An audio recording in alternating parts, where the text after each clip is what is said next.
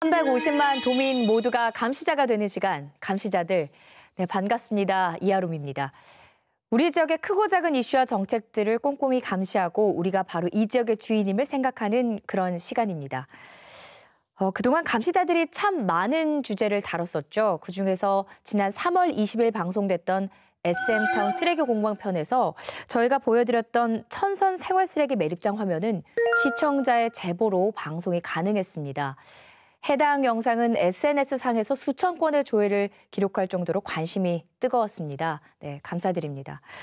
이런 적극적인 관심과 참여에 힘입어서 오늘도 열띤 감시 이어가 보겠습니다. 조선업계에 불어닥친 한파가 지역 조선업계를 강타하고 있습니다. 통영 성동조선이 결국 법정 관리에 들어갔고요. 또 고강도 자구안을 전제로 가까스로 회생한 STX조선은 생산직 근로자 75% 구조조정안으로 노사가 대치하고 있습니다. 지역 경기도 어둡기만 한데요. 노동자의 희생 없는 회생은 과연 불가능할까요? 그래서 준비한 오늘의 감시 리스트, 위기의 중견 조선업체, 그 운명은입니다. 본격적인 감시에 앞서서요, 이 사안에 대해서 심도 있게 얘기 나누기 위해서 두 분을 또 따로 모셨습니다. 소개해드리겠습니다. 조선업 전문가이신 거제대 이현 교수님입니다. 안녕하세요. 네, 안녕하세요. 네, 또 소개해드리겠습니다. 근로자의 입장을 대변해 주실 분입니다. 조선업 살리기 경남대책위 하원호 상임대표님 나오셨습니다. 안녕하세요. 예, 반갑습니다. 오늘 이 감시자들 나온다고 하니까 아무래도 근로자분들께서 이 얘기를 좀 꼭 좀 해달라, 우리 입장을 좀 전해달라, 이런 말씀 많이 들으셨을 것 같아요. 예, 그렇죠. 성동 근로자들은 지금 서울에서 투쟁 중에 있고 네. 그게 언제 끝날지는 모르겠습니다. STX 같은 경우도 지금 사내에서 투쟁을 하고 있는데요. 좀 그런 게 있죠. 예를 들어 지금 정부나 산업원에서 발표한 내용 보면은 뭐 노사 간에 협의를 해야 될 부분들도 많이 있는데 일방적으로 통보된 이런 부분에 대해서는 노동자들도 굉장히 답답함을 느끼고 있고 네. 그 부분에 대해서 좀 오늘 이야기를 했으면 좋겠다는 게 그분들의 바람이기도 네, 합니다. 아마 많은 그 조선업 관련 노동자분들이 답답하고 또 억울한 심정이실 텐데요. 오늘 그분들의 마음을 잘 대변해 주시기를 기대하겠습니다. 예. 바로 본론으로 들어가 보겠습니다. 통영에 남은 마지막 조선소였죠. 성동조선마저 법정 관리에 들어가면서 지역 경제가 휘청이고 있습니다. 도대체 상황이 얼마나 안 좋았길래 이런 상황까지 왔느냐, 이런 말씀들 많이 하시는데요. 정부가 이제 법정 관리 처분을 내렸죠. 네. 네, 바로 지난 22일이죠. 성동조선의 영이 결국 법원에 법정관리 신청을 냈는데요. 앞서 이제 정부가 법정관리행을 결정한 지 2주 만에 이렇게 신청을 하게 된 겁니다. 네. 법정관리 결정은 이제 재무 건전성과 수주 전량을 기준으로 이렇게 판단을 한 것인데요. 2010년 이후에 약 4조의 세금이 투입됐지만 부채가 3조 1천억 원에 달하고요. 또 자본 잠식 상태에다가 보유연금은 바닥이 난 상태이고 수주 잔량은 5척뿐인데요. 올해 2, 4분기 안에 부도 날 것이라는 예측도 이러한 결과를 뒷받침했었죠. 네.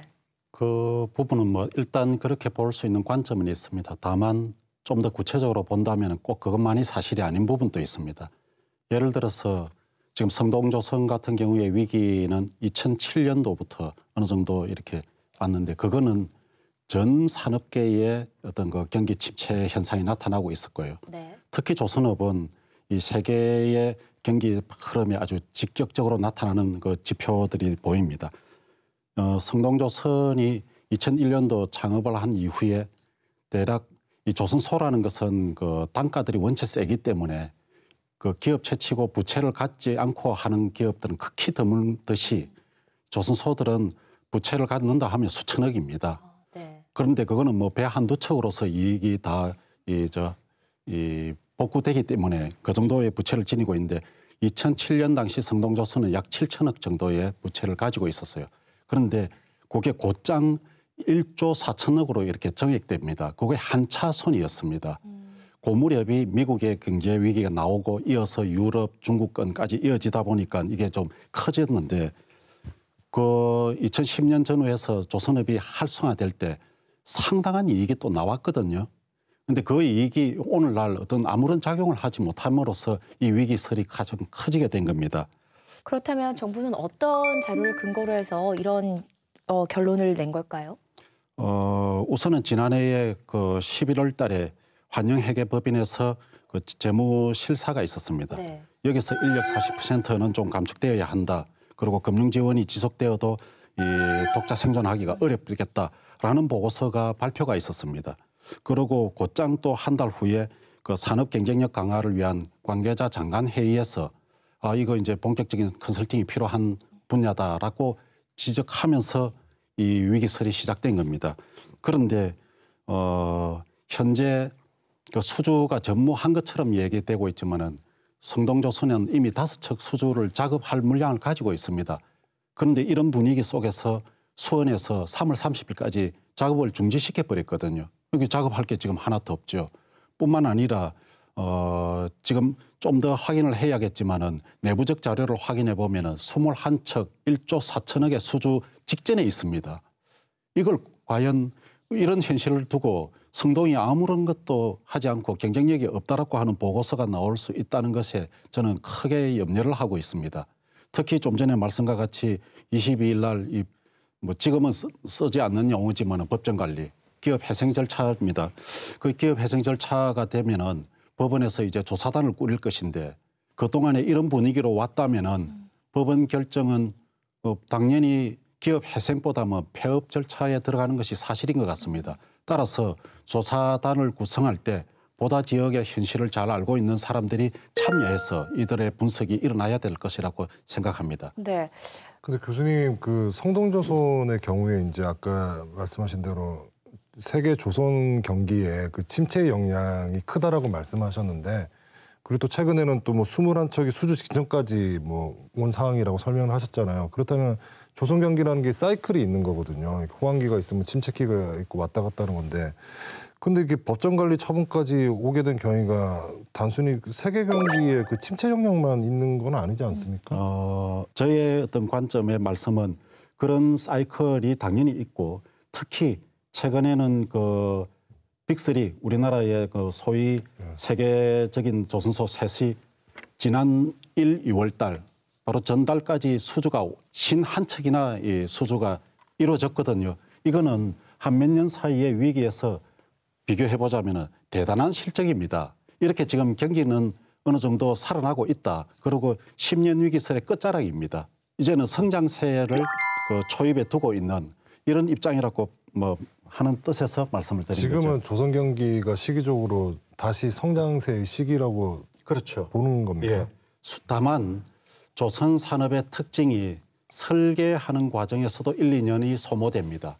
그러면 생산 현장에서 건조를 위해서 노동자들이 투입되는 것으로 본다면 아직도 오늘 수주를 받더라도 그래서 계약이 다 체결되고 필요한 기자재를 구매하고 설계가 마무리되면 현장에서 그 작업이 진행되는 것은 최소한 1년에서 2년 이후가 되다 보니까 현재 저로서는 2, 3년 후면은 모든 조선소에서 상당히 분주한 작업이 진행될 것으로 예측하는 것입니다. 근데 사실 정부가 이렇게 성동조선한테 이런 결론을 내린 이유는 뭐 청산 가치가 존속 가치보다 높다 이런 논리도 있고요. 또 일각에서는 세금을 그렇게 들였는데도 아직까지 회생하지 못했다면 더 이상 혈세를 쓸 수 없다. 그래서 이 판단은 합리적이다라는 의견도 사실 많거든요. 여기에 대해서는 어떻게 보세요?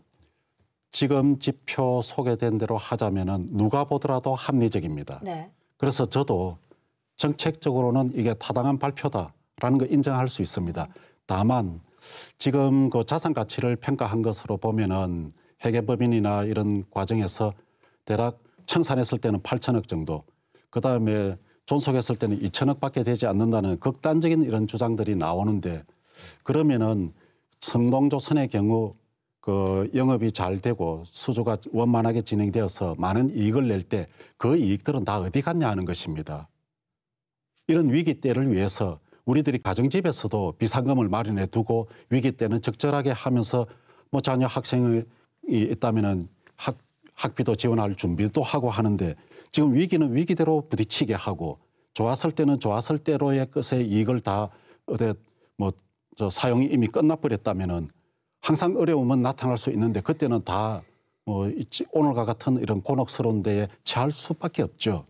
해서 저는 이런 컨설팅이나 각종 보고서도 좀 더 다른 각도에서 보면은 얼마든지 희망적인 요소도 읽을 수 있다. 존속 가치에 보다 더 미래의 가치도 반영돼야 한다는 말씀이신 거죠? 그렇죠. 근데 지금 국가- 나와 있는 수치는 좀 많이 저평가됐다라는 것이죠. 당연히 저평가고 하루아침에 기술력이 확보되고 언제든지 기회가 되면 뚝딱뚝딱 해서 배 만들 수 있을 거라고 하는 것 때문에 저가 수주 기술력 부족하는 것이 우리가 지금 이번에 분석됐던 결과들 아닙니까? 그러면 확보된 기술을 전부 다 사장시키고 나서 또 좋은 분위기가 왔을 때 조선소 누군가는 세우겠지라고 하는 것은 너무나 시행착오적이고 이런 아픔을 답습한 경험자들답지 않다. 그런 얘기입니다. 네, 성동조선의 STX 조선까지 상황이 위태위태합니다.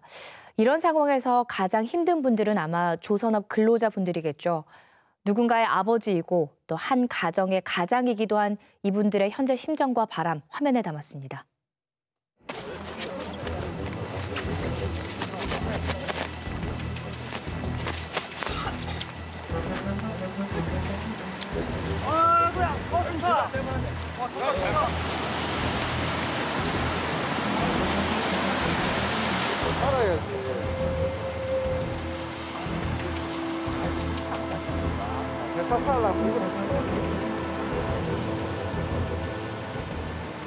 모든 것들이 국책은행들이 계산기 논리에 의해서 주장해오던 이유들만으로 모든 결정이 이루어졌다. 그 과정에서 저희 노동자들이 숱하게 주장하던 내용들은 듣는 척만 하고 전혀 고려되지 않고 철저히 무시된 조속적인 결과다. 죽음으로 내버린 젊은들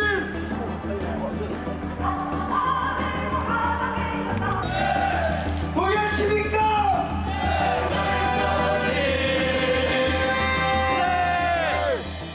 1년간의 이런 이야기에 희망 고문만 하더니 결국은 모든 노동자들을 자르는 그리고 비정규직을 전부 만드는 이런 발표를 했기 때문에 저희들이 너무나도 가혹하고 또 너무나도 분노스럽게 생각하고 있는 부분이라고 이야기드리겠습니다.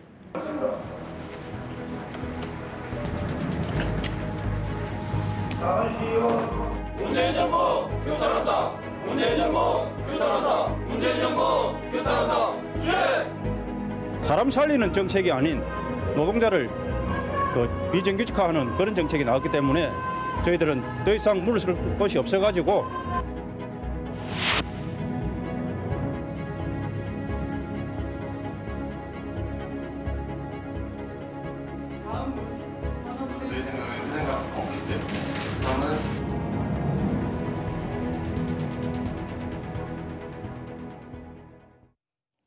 네, 왜 이렇게 책임은 항상 근로자들이 떠안아야 하는지 현실이 참 안타깝습니다.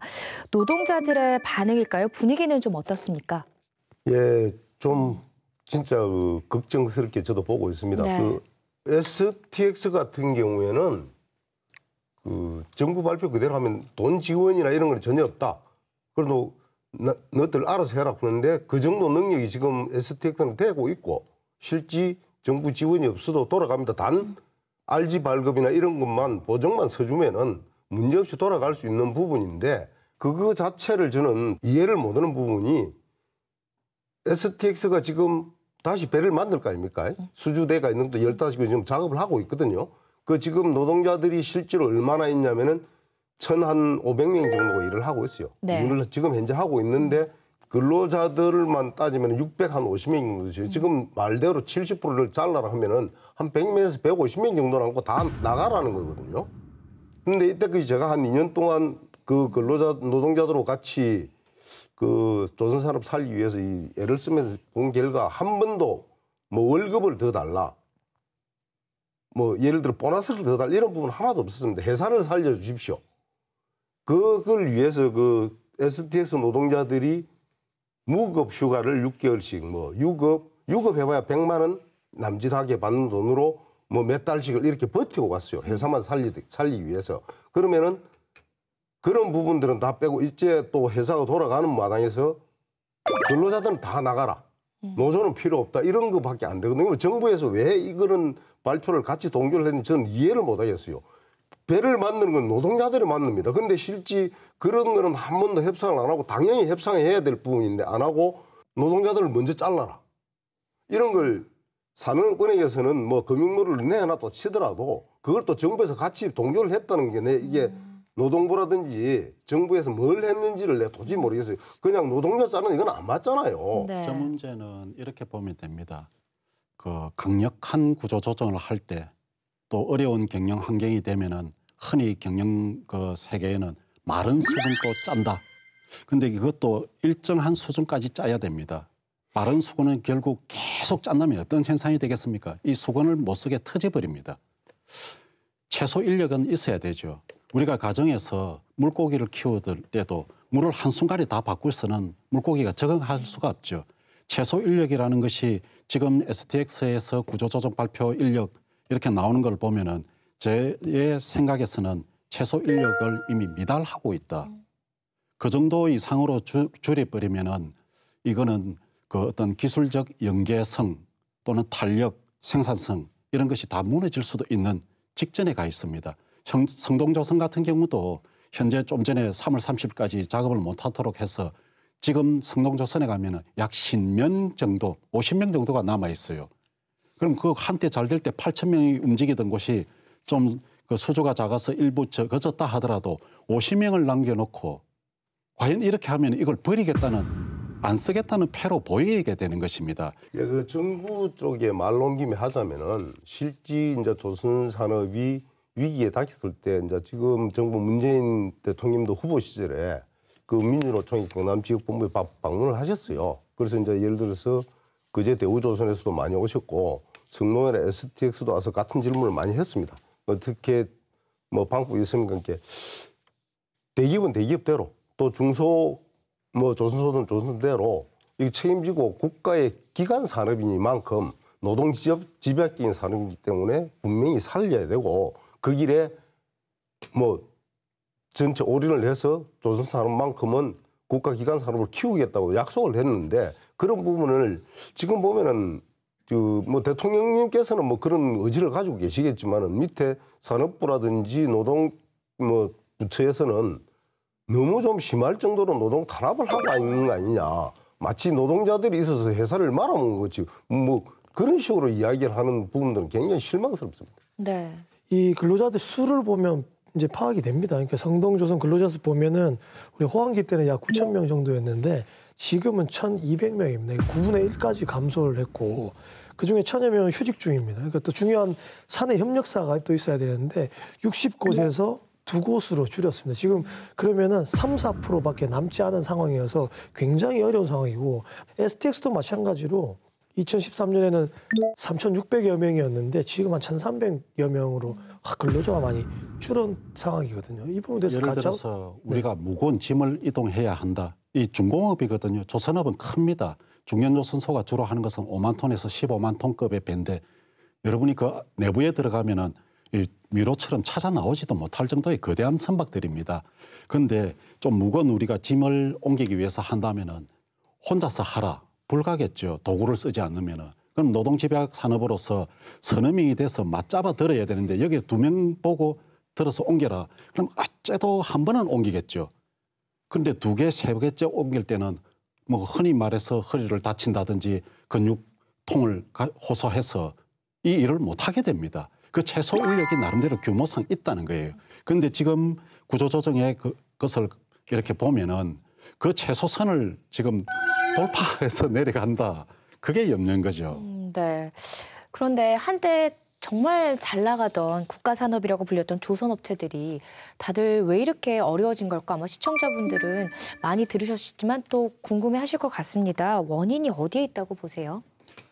그 성동 같은 경우에는 지금 그 보면은 수원에서 관리를 합니다. 네. STX는 산업은행에서 하고 있는데 거기 대표 책임자들이 사장님들이죠. 예를 들어 성동의 사장님들이 파견이 나오는 겁니다. 네. 예, 파견이 나오는데 그분들이 와서 한 1년을 채 못해요. 근무를. 그러면 사업의 연동성이 별로 없습니다. 뭐 성동 같은 경우에는 그 안에 직원들이 수주를 하러 갔죠. 수주를 하러 가는데도 수출업은행에서는 수주를 못하게끔 방해를 하는 거예요. 저가 수주 안 낸다, 이래서 안 낸다, 저래 안 낸다, 같은 핑계를 대면서 못하게 막아버리는 겁니다. 이렇게 해놔놓고 결국은 그 문 닫자는 소리인데 예를 들어서 좀 손해가 간다 봅시다. 배를 한 대 100억짜리를 만드는데 한 1억 정도가 손해가 간다. 그럼 그 지역 경제나 이 노동자들이 먹고 사는 모든 문제를 고려해 봤을 경우는 1억 정도 손해 가도 지역이 살아있는 게 맞다거든요. 언젠가는 또 벌 수 있는 기회는 옵니다. 배를 수주를 할 때 한 척만 하는 게 아니랍니다. 몇 척씩을 하는데 처음 한 척 만들 때는 좀 적자가 간대요. 근데 똑같은 설계도 비슷한 규모를 가지고 일을 하다 보면은 그게 이제 벌로 돌아오는 거죠. 수익으로 돌아오는 거죠. 이런 부분들까지 다 무시하고 첫 때 한 대 수주할 때 손해가니까 안 된다. 이런 건 경영자들이 너무 안일하게 산업을 보고 있다고 봅니다. 네. 우선 그걸 간단히 하면 우리 현재의 위기를 살펴보면은 10년 전에 미국에서 그 모기지론, 그래서 리먼 브러더스의 파산, 미국 경제가 희청하죠. 그럼 미국을 중심으로 가지고 있던 유럽이 1차적으로 타격을 받고 그리스의 부도, 스페인 뭐 이런 쪽으로 파장이 일어났죠. 네. 그럼 유럽과 미국의 수출을 대거 하고 있던 중국, 그리고 중국의 원자재를 납품하고 있는 우리나라나 동남아시아권. 그래서 이게 트리플 딥입니다. 그러면은 전 세계의 모든 산업의 경기가 침체된 거죠. 조선산업의 잘못이 아니고 성동의 잘못이 아니고 STX 한둘의 문제가 아닙니다. 그렇게 되니까 세계 물동량이 떨어졌고 물동량 떨어지니까 대거 운항을 시켜야 될 선박, 대형 선박들의 그 어떤 신규 수주가 적어질 수밖에 없고 그런 데서의 기름을 소모시키지 않으니까 유가가 추락을 하는 것이죠. 유가 추락을 하니까 원유를 생산하기 위한 해양 플랜트 이런 거를 지금 뭐 필요한 어떤 환경이 아니었단 말입니다. 이게 동반 하락이에요. 그러면은 그 동반 하락은 세계 경기 추세고 또는 이런 반복적 사이클이 있으니까 어쩔 수 없다. 그때 구체적 산업으로 우리가 조선 산업이 잘 될 때 우리나라의 무역 수지 흑자의 7, 80%가 조선 산업에서만 가능했습니다. 이런 그때만 하더라도 효자 산업이고 가까이 보면은 경남권에도 각 대학의 조선공학과를 다 만들던 시절 아닙니까? 네. 그러면서 그동안에 STX도 그 무렵에 이제 등장하게 되는데 조선이 이렇게 좀 과거의 조선 소들만 있다가 우후죽순으로 쫙 늘어난 거죠. 그 피폐가 오늘 전부 지적을 받게 된 것입니다.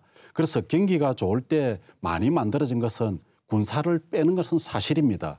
우리가 너무 부유하게 살았다. 그러면 어느 정도 내가 몸에 이상이 느껴지고 그다음에 조금 경제 상황이 달라졌다면 군사부터 빼고 지방을 빼야죠. 그런데 지금 하는 것은 근육조차 뺀다는 것입니다. 그러면 뼈만 가지고 어떻게 나중에 활동력이 필요할 때 뛰어나가야 될 때 작업해야 될 때 우리들이 움직이면서 이 활발한 경제 활동을 할 것인가 여기에다가 초점을 둬야 됩니다. 따라서 이번 조선 산업의 위기는 특정 기업이나 특정한 어떤 무엇의 잘못도 아니고 정책적으로도 미스가 있고 경영자들의 판단도 따로 애석한 부분이 있지만은 동반적인 문제고 따라서 우리는 배를 받아서 건조해야 되는 입장에서 보면은 한때 유행하듯이 나왔던 수주 절벽이지만은 실질적 그 원인은 발주 절벽입니다. 배를 건조하겠다. 선사들이 배를 주문하지 않는 것이지 네. 수주를 잘못해서 노력을 잘못해서 뺏겨서 일어났던 현상이 아닙니다. 뭐 좋은 말씀이죠. 그러니까 저는 외부적인 전체 세계적 불황에 관련돼서도 일정 부분이 있는 것이고 안에 저는 내부적으로 좀 본다 그러면 우리가 지난번에 대우조선해양에 관련돼서 누누이 말씀을 드렸는데 그때 제가 강조했던 부분이 구조 조정을 하는 단체를 구조 조정을 해야 된다라고 하는 거죠. 제 말은 채권단을 구조 조정을 해야 된다라고 그때 말씀을 드린 거죠. 그때 산업은행이었지 않습니까? 네. 그때 대우조선해 왔을 때 이 조선업에 관련된 경영 전문성이 부족한 인사들이 대거 낙하산 인사로 이 대우조선에 왔거든요. 그때 비단 그 얘가 강만수 전 장관이 있었지 않습니까? 그러니까 MB 정부 시절에 강만수 장관이 또 대우조선해양까지 또 낙하산으로 왔습니다. 또 왜냐면 옛날에 산업은행 그 최고 경영자를 했거든요. 마찬가지로 이런 상황이 올 때까지 내부적 요소 그러니까 경영진들은 뭘 했을까? 그러니까 이런 뉴스를 보니까 성동조선 경영진이 MB 측에 20억의 비자금을 줬고 정부가 경영 부실을 눈 감아줬다는 의혹이 있더라라는 소식이 나오는 거죠. 이런 것들이 많은 경영자들에 대한 부실도 한몫하지 않은가라는 생각도 해보는 것이죠. 당연히 그것도 다만 정책과 지금 현재 STX가 산업은행, 성동은 수출입은행, 그래서 산은, 수원 또 산업은행은 대우조선까지 이렇게 지금 주 채권단이자 대주주입니다.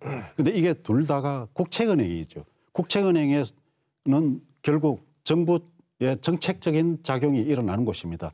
그런데 우리의 정부 내부나 뭐 은행에서도 과연 조선 전문가가 있으면서 그렇게 들어봤다 보고 경영을 시도했느냐, 이제 그 지적이고, 또 하나는 이 채권단을 중심으로 구조조정을 하거나 경영을 책임지도록 하다 보니까 은행이라는 곳은 이익을 남겨야 되는 서비스업입니다. 제조업하고 전혀 다르죠. 어쨌든 이익만 나면 되고 이익 남을 때 최대한 확보하고 위기 때는 버리면 되는 것입니다. 지금 그 현상입니다. 네. 그래서 성동조선과 STX 노조 측에서는 지금 이번 정부 결정에 가혹하다 이런 입장입니다. 강력히 반발하고 뭐 파업에도 돌입을 했죠. 예, 파업에 도리가 있고 성농 같은 경우는 지금 상경 투쟁을 해가지고 네. 계속 싸우고 있는 거고 뭐 노숙 투쟁을 하고 있는 상태고요. 노동자들 요구는 그겁니다.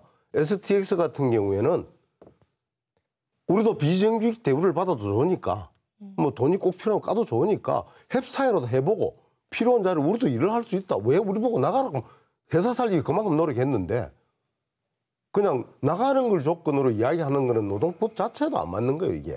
상황을 좀 냉정하게 보는 시각도 있죠. 그러니까 그동안 성동조선의 공적 자금이 약 4조 원 가량이 또 투입이 됐고 STX 조선에도 약 8조의 공적 자금이 투입이 됐잖아요.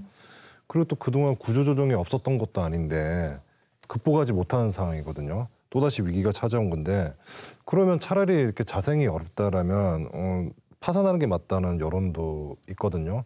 근데 좀 딜레마죠. 대량 실업 사태는 더 큰 걱정이잖아요. 지역 경제 가져올 큰 파장도 있고. 그러니까 아까 교수님께서 얘기했지만 지금 이게 수요 자체가 세계적으로 지금 물동량도 줄고 선박의 수요가 주니까 이 영향이 가장 크다라고 말씀하셨는데 그렇다면 이게 좀 조선업에 대한 근본적으로 좀 계속 반복되고 있잖아요. 구조조정을 안 한 것도 아니고 위기 상황에서는 공적 자금 투입하고 또 다시 부흥하면은 구조조정했다가 부흥하면 또 인력을 쓰는데 위기 상황에서 또 구조조정하고. 그러니까 이런 조선업의 전체 사이클이 있다라면 우리 이 조선업에 대한 좀 패러다임을 바꿔서 너무 또 조선업에 기대고 있는 건 아닌가. 이런 사람의 좀 근간에 대한 고민도 좀 필요하지 않습니까? 매번 반복되고 있지 않습니까? 두 가지 말씀이 내재되어 있는 건데 첫 번째 국고 투입이 이와 같이 많았으니까 그거는 다 어떻게 됐는가. 근데 이제 구조조정을 하고 수주를 받고자 노력을 하지만은 뭐 그렇게 발주가 없으니까 그래서 견디는 중입니다. 그리고 투입 부분을 보면은 오늘 이게 이제 상당히 자극적으로 지금 표현된 것인데 그거 다 사실이죠. 그런데 투입한 그것이 그 전에 이 산업은행이나 수원에서 그에 충당할 만큼 이익도 가져갔습니다. 이 조선소들이 잘 될 때 이익이 있었었고 그 이익이 가져간 것이고 그런데 투입만 되면은 이제 국민의 혈세, 국고 이렇게 이제 표현되니까 굉장히 자극적이다라는 것이고 그런 거를 통해서 조선업 전반이 산업 구조 조정이 일부 생겼죠. 예를 들면은 지금 통영에 성동 하나 두고 다 없어지지 않았습니까? 네. SPP라든지 뭐 이런 신화 SB라든 이런 게 그래서 1차적 구조 조정은 있었고 실질적으로 4조 뭐 5조 일이 조 단위로 나오는 돈들이 다 손해 간 겁니까, 교수님? 그 돈들이 다 그러면 날아가 버린 거예요? 예를 들어서 제가 지금 이렇게 이제 하면은 제가 옷을 사는데 얼마, 신발을 구입하고 지금까지 먹고 사는데 얼마가 들었다. 그래서 만약에 뭐 좋게 생각해서 1억이 제가 오늘 이 시점까지 살아있는데 1억이 들었다라고 하십시다. 네. 그러면 제가 소득을 얼마나 창출했는가. 국가의 산업적이거나 어떤 그 역할이 그럼 그것보다 많았을 때 지금 현재 내가 옷을 사니까 너 당장 돈이 들어가는구나. 너 그거 없애야 되겠다. 너는 사라져라. 그렇게 주장할 수 있겠습니까? 그거는 투자고 새로이 이 기간을 견뎌내는 하나의 또 새로운 시드머니라고 생각해야죠. 다음 산업은 그럼 포기할 것입니까? 그건 좀 이따가 한번 나눠지기를 바랍니다. 그러면 조선 산업을 놓을 것인가? 아니면은 빅2 또는 빅3만 가지고 우리나라의 조선 산업의 그 구조를 가져갈 것인가? 그래서 중견 조선소를 건전하게 바라볼 수 있는 시선을 우리가 강조해보자 이런 것입니다. 그러니까 4조 원의 혈세 낭비가 아니라 4조 원의 뭐 세금 투자 이렇게도 볼 수 있다. 이렇게 이해를 하도록 하겠습니다. 조선업체의 위기는 그 경남 지역으로서는 정말 지역 경제에도 빨간불이 켜졌다. 이렇게 이해할 수 있습니다. 많은 분들이 사실 위기다, 문을 닫았다 이렇게 보도로만 접하고 있는데 실제 그 상황이 어떤지 궁금하거든요. 주변 상권도 뭐 다 죽었다 이렇게 얘기하더라고요. 네. 예, 실제 가보면은 뭐 통영 지역 같은데, 고성 지역 같은 데는 뭐 아무도 되는 게 없습니다. 통영 지역에 뭐 성동조선은 5천 명이 있었고 네. 그 협력 업체들까지 주변에 그 통영이나 고성에 뭐 몇십 군데들이 인력들이 한 5천 명이 만 명 아닙니까? 그럼 뭐 통영, 고성 다 해봐 인구 얼마입니까? 그죠? 거기서 파생되는 돈들이 싹 사라지고 없는데 안 되죠. 옛날에 그 원룸이나 이런 데도 달세 50만 원, 60만 원 하던 것들이 지금은 80% 이상이 비어가 있고 네. 그것도 1, 20만 원에도 나가지를 않는 거예요. 음식점이나 이런 거는 뭐 말할 것도 없습니다. 지금 이 상태가 더 지속되면은 뭐 아무리 지자체 자체가 뭐 주민들이 회복할 수 없는 지경으로 빠져든다고 봅니다. 저는. 우선은 오늘 그 많은 이야기가 대상이 되고 있는 게 성동조선이니까요. 성동조선의 주 생활권은 통영, 고성, 조금 더 확대하자면은 마산, 창원의 마산, 그리고 그 뭐 심지어 거제까지입니다. 네. 거제는 특히 대형 조선소 둘이 있으니까 그 이 파장을 먼저 만났죠. 그래서 제가 지금 그 인근 지역을 뭐 여러 차례 가서 실질적 상권이나 이런 거를 수소해 봤을 때 통영은 초토화, 그다음에 고성은 극악, 그리고 이 성동조선이 있는 통영 변방의 안전공단 여기는 마비입니다. 지금 원룸 이야기를 하셨는데 안전공단에 원룸이 굉장히 많이 들어섰습니다. 지금 관리비만 받고 월세는 받지 않겠다. 제발 떠나지만 말라. 이게 주인의 호소입니다. 그런데 원룸별로 평균 대략 그 10개 실을 가지고 있다면은 한 사람 정도만 지금 현재 입주돼 있는 상태입니다. 그랬을 때 지역 경기는 뻔하죠. 특히 조선업이 어느 정도 성했던 바가 있기 때문에 상업도 성했더랬습니다. 그게 한꺼번에 지금 빠지니까 과거에 그렇지 않았을 때의 어려움보다 어떤 한 좋은 시절이 있고 나서의 충격이 지금 상대적으로 피부는 더 크게 작용하고 있는 거죠. 아, 사실 경남 경제는 조선업이 떠받치고 있었다고 해도 과언이 아닙니다. 그 불과 몇 년 전까지만 해도 밀려드는 일감에 호황기를 누렸던 성동조선. 정부의 법정관리 발표에 지금은 상황이 어떻게 변했을까요? 저희 제작진이 직접 찾아가 봤습니다.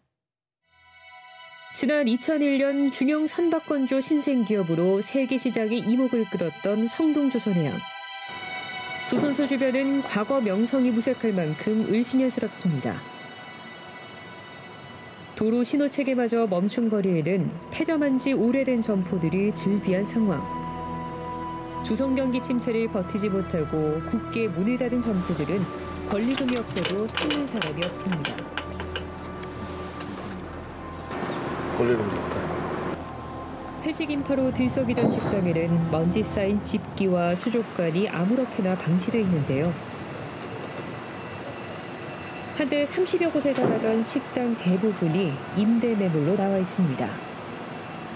일주일에 사람 한두 사람 보기도 힘들 정도죠. 네, 임대 내진 집들이 거진 대부분이고 지금 하는 집들도 뭐 내놓고 한 집도 있고 그런 집들이 다 태반이죠. 조선 경기 침체가 장기화되다 보니 이렇게 상가를 짓다가 공사를 중단한 곳도 보이는데요. 어렵게 문을 연 곳을 찾았지만 인터뷰조차 쉽지 않습니다. 요새 좀 어떤지. 여기 엉망진창이다. 말하면 뭐 하겠습니까? 왜 어느 정도로 엉망진창이 보니까 문 닫는 데도. 아니 우리 찾아가. 영업 중이라는 현수막을 발견하고 들어간 식당. 낮 1시가 조금 지난 평소 같으면 식사 손님으로 북적될 점심시간이지만 손님이 아예 없습니다. 이날 식당을 다녀간 손님은 고작 2테이블이 전부. 점심 때도 어떤 날 하나는 못 파는 날도 있을 텐데. 영업합니다 걸어놨던데 이거는 왜 그러셨습니까? 너무 장사가 안 돼가고 장사를 한동안 안 했어요. 하도 손님 안 오고 혹시라도 지내가다 보고 아는 사람이라도 보고 오라고 문제를 저래 붙여놨지. 근데 저거 진짜 안 붙여놓으면 여기 영업하는지 모르겠더라고. 가게들 그렇지. 다 그렇지. 집집마다 문 닫아가면 이 집도 안 한다 저 집도 안 한다 그렇게 생각하지. 근로자들이 생필품을 조달하던 마트도 사정은 마찬가지. 외국인 근로자들을 위해 비치한 상품들도 더 이상 찾는 이들이 없습니다. 아, 참 앞으로 하다니 이거 잡아줄까 모르겠어요. 외국인 근로자들이 줄을 서던 매장에 손님을 기다리는 처지에 놓인 마트 주인은 속이 타들어가는데요. 인적 뜸한거리를 한참 돌던 끝에 외국인 근로자를 만날 수 있었습니다. 옛날에 친구 많이 있어요. 지금 친구 없어요. 친구 없어요. 왜 없어? 일 때문에? 일 없어요. 조금 많이 일 없어요. 지금 친구 사람 갔어요. 다른 이상 갔어요. 지금 7명 있어요. 지금이고 예전에는요? 옛날에는? 옛날 30. 30명? 다 배기. 사정이 이렇다 보니 부동산 시장도 직격탄을 맞았습니다. 주민들까지 주택을 개조해 방을 임대할 정도로 성업을 이루던 임대시장은 수수료가 없어도 방을 찾는 이가 없습니다. 명퇴 후 고향에서 부동산 중개사로 인생 2막을 연 신용삼 씨도 걱정이 이만저만이 아닙니다. 처음에는 이게 다 공실이라. 공실이고 그 사람들이 요리에 100원에 30에 내주라 하는 내용인데 올해 들어서는 뭐 1월 달에도 뭐 거진 없었고 지금까지 거의 계속 무업 상태입니다. 공실률이 한 70% 정도로 빠집니다. 빠지고 또 아예 통째로 12개가 빈 그런 원룸도 지금 있고 상황이 상당히 어려운 이런 상황입니다. 50동이 넘는 원룸 건물 중엔 건물 전체가 비어있는 곳도 많은데요. 이것도 안 되네요. 전기가 끊어진 현관문을 밀고 내부로 들어가 봤습니다. 여기는 얼마나 비어 있었던 겁니까?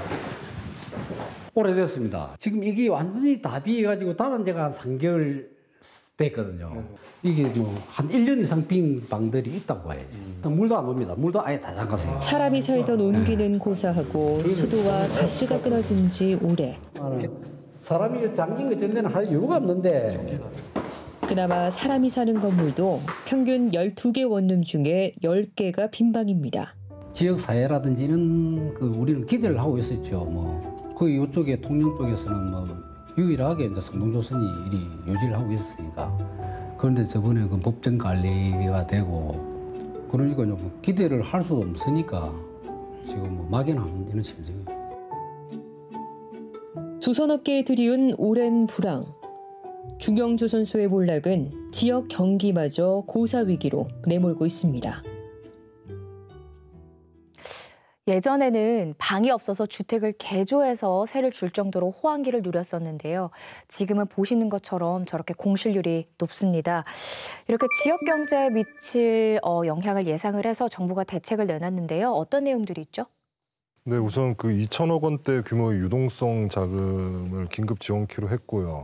또 여기에다가 이제 세금과 사회보험료 체납 처분을 유예시켜주고 또 1,300억 원 규모의 특별 보증 프로그램 신설로 개별 기업에 이제 보증 한도를 확대해주고 또 대출 조건 완화를 비롯해서 특별 경영 안전자금 500억 원을 규모로 또 신규 편성하는 방안 등을 내놓았는데요. 네. 대량 실업에 또 대비해서 재취업 통합 서비스와 심리 상담 프로그램도 제공할 계획이고요. 후속 대책으로 산업위기 대응 특별지역과 고용위기 지역 지정 등을 또 검토한다는 방침이죠. 네. 근데 사실 조선업 위기가 아주 오랜 기간 있었기 때문에 정부의 이런 대책안들이 생소하지 않습니다. 그런데 항상 나오는 얘기가 실질적이지 않다, 뭘 모르고 하는 얘기다, 이런 비판들이 항상 따라다니거든요. 실제 그런가요? 예, 지원을 하겠다. 사람도 따로 없는데 식당에 지원금을 얼마나 줘서 어떻게 식당을 먹으러 오는 사람이 없는데. 그리고 또 노동을 하던 사람들한테 지금 바리스타든지 미용사라든지 이런 것들이 맞는지, 그래도 깎아서 뭐라도 미용을 배우면 깎을 사람이 있어야 될 거 아닙니까? 다 떠나고 없는데. 첫째는 이사를 가야 될 거 아닙니까? 먹고 살 게 없고 사람이 없는데 그걸 가지고 대책이라고 이야기하는 거는 교수님 혹시 그런 데에서 정확하게 나온 것들이 있습니까, 좀? 이미 지원했던 돈에서 1차 연장까지가 됐던 지지난 해에 조선업 특별 위기 업종 선정이 전국 4곳에 있었죠. 네. 우리 창원도, 거제도 거기에 다 해당이고 뭐 조금 더 말씀드리자면 울산과 목포 이렇게 있었습니다. 거기에서도 희망센터를 통해서 많은 프로그램들이 진행되었습니다. 그거를 일단에 그 1년 반 경과되어서 분석해 본 걸로 보면은 아직도 더 노력해야 될 부분이 있다. 이런 것에 이제 결론에 도달합니다. 물론 희망센터는 많은 노력을 지금 합니다. 그런데 이 조선업 좀 전에 그 우리 하 대표님께서 말씀하신 조선 근로자의 특징들이 있었어요. 그래서 정부가 그때 당시에 특별고용위기 업종으로 지정하면서 제안했던 것이 건설, 건축업에다가 투입을 하자. 그런데 경기가 이렇게 침체되는데 그게 살아날 산업이 아닌데 많은 인력들이 기존 인력들이 있는 가운데 조선업 인력을 수용할 리가 없었죠. 네. 거기다가 주특기가 다릅니다. 조선업이라면 다양한 종합 산업이지만은 대부분의 사람들이 일단 용접 아닙니까? 근데 건축업이나 건설 쪽에 용접의 중심이 되는 곳이 아니죠. 이런 부분이 있었고 또 하나는 진사공단 사천에 있는 카이를 중심으로 한 항공산업단지 쪽으로의 이동이었습니다. 네. 정책적으로. 그런데 그쪽에서도 이런 중공업과 항공의 어떤 섬세함은 또 좀 차이가 있었고 임금 격차가 굉장히 일어났었습니다. 조선에서는 굉장히 험악하고 위험한 이런 작업이다 보니까 임금의 수준이 좀 높았고 나머지 산업에서는 그 임금을 그만큼 못하니까 이분들의 살림살이가 굉장히 축소가 되니까 쉽게 이동하지 못했습니다.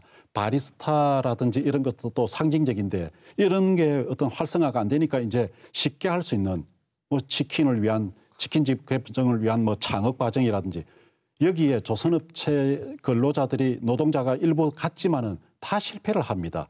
그래서 특별한 어떤 그 방향은 잡히지 못했는데 이번에 그 특별고용위기 업종에 약 2년 차가 경과되면서 이런 경험이 있으니까 앞으로의 정책이 지금 소개된 바와 같은 그런 것이 될 때도 현장에서의 요구들이 담기는 쪽으로 먼저 펼쳐주고 정책에 먼저 섰다 할지라도 수정해서 그 지역마다의 노동자의 요구를 좀 들은 가운데 방향을 잡아주기를 그렇게 기회가 제공돼야 될 것 같습니다.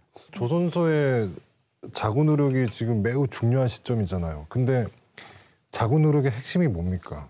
구조조정이거든요. 인력 문제. 그것도 고강도 구조조정인데 노동자들의 희생이 지금 바탕이 될 수밖에 없다라는 상황인 거죠. STX 조선의 경우만 봐도 지난 2013년의 인력 규모와 비교하면 현재 절반을 훨씬 넘는 인력을 감축을 했거든요. 근데 여기에다가 이번에도 채권단의 요구대로라면 생산진 직원의 한 75%가량을 또 줄여야 돼요. 노동자들의 희생이 계속 이렇게 반복되는 것이 좀 안타까운 상황인데요. 지역 경제에 끼칠 파장은 또 뭐 말할 것도 없고요. 지금 피할 수 없는 상황이라면 가장 초점을 맞춰야 되는 거는 진짜 이 노동자들의 희생을 정말 최소화할 수 있는 데다가 진짜 영순위를 둬야 되지 않을까 그런 생각이 듭니다. 네. 이 구조조정은 크게 3가지로 볼 수가 있습니다. 우리들이 그냥 흔히 생각하면 인력 구조조정이 가장 중요하고 그게 전부라고 생각이 들죠. 그러나 산업 구조조정도 있고 또 기술력도 구조조정의 대상입니다. 얼마나 앞으로 생산성 있고 효율적으로 해서 이익을 많이 남기는 이 제조 과정을 우리가 연출해 나갈 것인가도 지금 이럴 때 해야죠. 네. 공부를 할 때 학습도 얼마나 많은 시간을 투입할 것인가, 얼마나 효율적으로 볼 것인가, 어떤 학습 도구로 가지고 이해를 빨리 할 수 있도록 할 것인가, 이렇게 다 이게 다 하나의 그 학습의 의미처럼 산업 구조조정에서도 다른 관점이 있는데 지금 모든 구조조정이 인력 구조조정에만 초점이 가 있으니까 이래가지고 다음에 어떤 조선 산업의 경기는 반드시 되살아나는데 그때 과연 우리는 그때 능동적이고 이 아픈 것을 극복할 만큼 그 조선 산업의 어떤 주격으로 들어설 수 있을 것인가가 염려됩니다. 제가 예를 들어서 뭐 물건을 주문하더라도 만들 기술자들이 2,000명 있어야 되는데 100명밖에 없다는데 그거 내가 주문하겠습니까? 그죠? 그런 겁니다. 기술자도 다 자르고 필요할 때 사람만 넣는 데에서 배가 만들어지는 건 아니잖아요. 그런 부분들을 같이 좀 고민을 해야 될 것 같아요. 참 어렵네요. 네. 이게 제가 판단할 때도 지금 할 수 있는 자구 노력은 다 해야 될 것 같습니다. 그렇죠. 아까 말씀하신 인력 관련된 구조조정이 필요하다면 해야 되는 것이고 거기에다 회생 방안, 아까 바리스타든 모든 삶의 전반에 관련돼서 이런 것도 해야 되는 것이고 산업 구조조정 마찬가지로 해야 될 것이고 기술력 높이는 방안, 기술 구조조정까지도 분명히 해야 되는 거죠. 해야죠. 정부가 할 수 있는, 가용할 수 있는 다 모든 방법을 통해서 희망의 끈을 놓지 않아야 돼요. 왜냐하면 통영에 다 초토화됐다고 하시니까요.